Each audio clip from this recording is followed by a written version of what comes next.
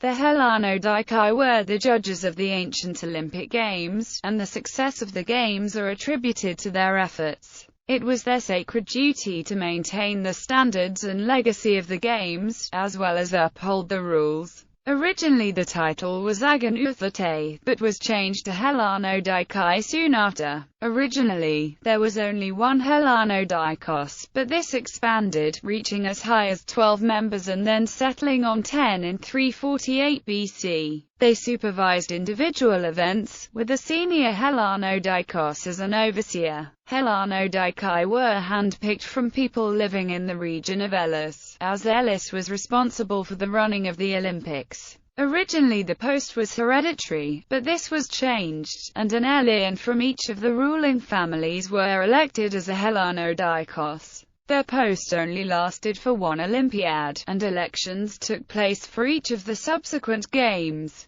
Besides being judges and umpires, the Hellanodikai also were the general organizers, and were present at every ceremony and event that took place, having the honor of presenting the crowns and palm branches to the winners. They were also expected to police the games. In the 10 months preceding the games, the Hellanodikai lived in a specially made building in Elis, called the Hellanodikaion. This building was close to the gymnasiums where the athletes trained in preparation for the games. While staying at the Hellanodikaion, they were trained by the Nomophylakes in the rules and regulations of the Olympic Games. Another task for the Hellanodikai was to supervise the training of the athletes, where they selected those who were well trained, rejecting those who were not performing at a satisfactory level. The trainers for the individual athletes had to be present, but could not intervene or they were punished accordingly. They evaluated each athlete on behavior, character and morality, as well as the more standard attributes such as power, stamina, and resistance. Those that were approved were entered into a special list called the Leukoma.